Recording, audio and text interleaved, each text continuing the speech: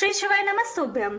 मैं श्वेता आप सभी का स्वागत करती हूँ मेरे चित्रों की दुनिया में, जिसका नाम है चित्र काव्यम। यहाँ आप लोगों को चित्रों के साथ साथ उससे जुड़ी कहानियाँ एवं कथाएं भी जानने को मिलेगी। हमारे इस ज्योतिर्लिंग के सीरीज में आज का हमारा ज्योतिर्लिंग का 6वां भाग है। इससे पहले हमने ओमकारेश्वर ज्योतिर्लिंग का दर्शन किया था, तो आज हम गुजरात में स्थित नागेश्वर ज्योतिर्लिंग का दर्शन करेंगे और उनकी महत्व एवं उत्पत्ति को जानेंगे। लेकिन उससे पहले आप लोगों को बता दें कि इसके अगले भाग में हम लोग कौन सा ज्योतिर्लिंग का पेंटिंग लेके आएंगे, ये आप लोगों को वीडियो के अंत में जानने को मिलेगा। इसीलिए आप लोग इस वीडियो को अंत तक जरूर देखें। नागेश्वर मंदिर एक प्रसिद्ध मंदिर है जो भगवान शिव को समर्पित है। विद्वानों के अनुसार यह मंदिर गुजरात राज्य में गोमती द्वारका के बीच दारुका वन क्षेत्र में होने की मान्यता है। आइए अब इस ज्योतिर्लिंग की उत्पत्ति के बारे में हमारे पुराणों में क्या उल्लेख मिलता है उसे जानते हैं।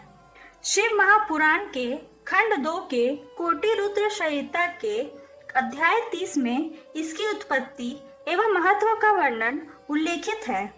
एक समय दुष्टात्मा राक्षस दारुक के एक सेवक ने एक सुप्रिय नामक वैश्य के समक्ष शिव जी का एक सुंदर रूप देखा।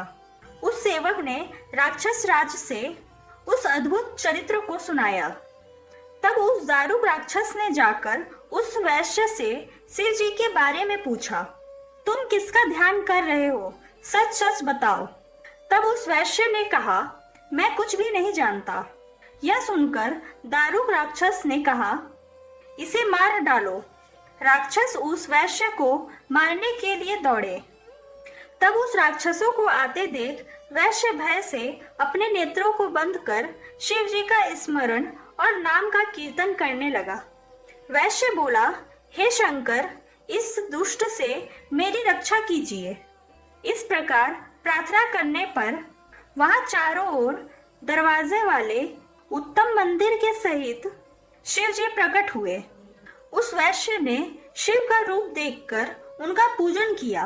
तब उससे पूजित हुए शिव जी प्रसन्न होकर उस सुप्रिय वैश्य को पाशुपत नामक अस्त्र देकर उस समस्त राक्षस गणों का स्वयं शीघ्रता से संहार कर दिया। इस प्रकार दुष्टों का वध करने वाले उन शिव जी ने अपने भक्त की रक्षा की। शिव जी ने उन सबको मारकर उस वन को वरदान दिया कि इस वन में ब्राह्मण, क्षत्रिय, वैश्य और शूद्र इन चारों वर्णों के धर्म नित्य स्थिर रहेंगे। इसी समय दुखित मन वाली उस दारुका नामक राक्षसी ने भगवती पार्वती की स्तुति की। तब पार्वती जी ने प्रसन्न होकर उससे कहा, मैं क्या करूं? तब उसने पुनः कहा, आप मेरे वंश की रक्षा करें। तब पार्वती जी ने कहा, मैं तुम्हारे वंश की रक्षा अवश्य करूंगी। तब पार्वती जी ने शिव जी से कहा, हे शिव जी, यह मैं सत्य कहती हूँ, अतः मेरा वचन प्रमाणित कीजिए। यह राक्षसी देवी दारुका मेरी सखी है, सभी राक्षसों में बलिष्ठ है। यह राक्षसों पर राज्य करे। यहाँ राक्षसों की पत्नियां अपने पुत्र को उत्पन्न करेगी। वे सब मिलकर इस वन में मेरी आज्ञा से निवास करेंगे। भगवती पार्वती जी के यह वचन को सुनकर शिव जी प्रसन्न हो गए और उन्होंने कहा, मैं अपने भक्तों का पालन करने के लिए इस वन में प्रीति पूर्वक निवास करूंगा। इसके बाद कलयुग के बीत जाने पर तथा सतयुग के प्रारंभ होने पर अपनी बहुत बड़ी सेना लेकर वीरसेन नामक प्रसिद्ध श्रेष्ठ राजा होगा। वह मेरी भक्ति के प्रभाव से पराक्रमी होगा। वह यहाँ आकर मेरा दर्शन करेगा और वह मेरे दर्शन के फलस्वरूप चक्रवर्ती राजा बनेगा। इस प्रकार वे शिव जी और पार्वती जी स्वयं वहीं स्थापित हो गए।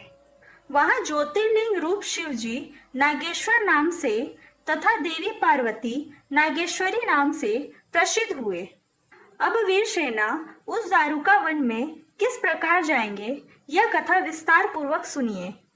विशद नामक सुंदर देश में क्षत्रियों के कुल में महासेना के वीरसेन नामक पुत्र उत्पन्न हुए, जो शिव का अत्यंत प्रिय था।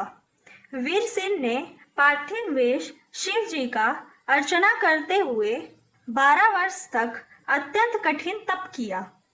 तब प्रसन्न हुए देवादिदेव महादेव ने प्रकट होकर राजा से कहा, हे वीरसेन, काठ की मछली बनाकर उस पर रांगी का लेपन कर और उसे योग माया से संपन्न बनाकर मैं तुम्हें दे रहा हूँ।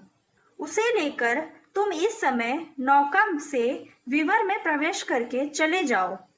तदंतर वहां जाकर मेरे नागेश्वर रूप का पूजन करके उस पाशुपत अस्त्र को प्राप्त कर इस दारुका आदि प्रमुख राक्षसियों का विनाश करो। मेरे दर्शन के प्रभाव से तुम्हें किसी प्रकार की कमी नहीं होगी। उस समय तक पार्वती जी का वरदान भी पूर्ण हो जाएगा, जिससे वहां जो अन्य मलिन वाले होंगे वे भी सदाचारी हो जाएंगे। प्रभु सदाशिव वीरसेन से इतना कहकर उन पर कृपा प्रकट करके वहां से अंतर्ध्यान हो गए।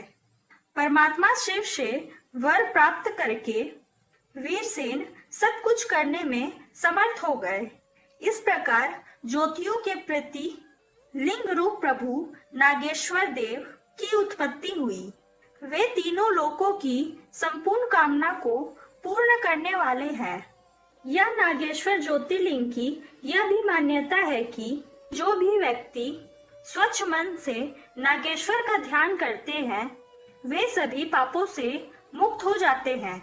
नागेश्वर शब्द का तात्पर्य सर्पों के राजा से है, जो हर समय भगवान शिव के गले से लिपटे रहते हैं। इस मंदिर में प्रार्थना करने वाले व्यक्तियों को सर्पों से कोई नुकसान नहीं होता है। वर्तमान में खड़े शिखर वाले इस मंदिर का पुनर्निर्माण अहिल्याबाई होलकर ने करवाया था। इस प्रकार मैंने नागेश्वर ज्योतिर्लिंग का पेंटिंग के माध्यम से दर्शन कराया और उनकी उत्पत्ति एवं महत्व को बताया। आशा करती हूँ कि आप लोगों को ये वीडियो जरूर पसंद आई होगी। अगर आप लोगों को ये वीडियो पसंद आया हो तो इसे एक लाइक जरूर कीजिए। इस वीडियो को आप लोग अधिक से अधिक शेयर कीजिए, ताकि हमारे इस सीरीज के माध्यम से दी गई देवादिदेव महादेव के 12 ज्योतिर्लिंगों की जानकारी हर सनातनी तक पहुंच सके। और अगर आप लोगों ने मेरे इस चैनल को अभी तक सब्सक्राइब नहीं किया है तो इसे जाकर जल्दी से सब्सक्राइब कीजिए, ज्योतिर्लिंग की वीडियो आप तक सबसे पहले पहुंच सके।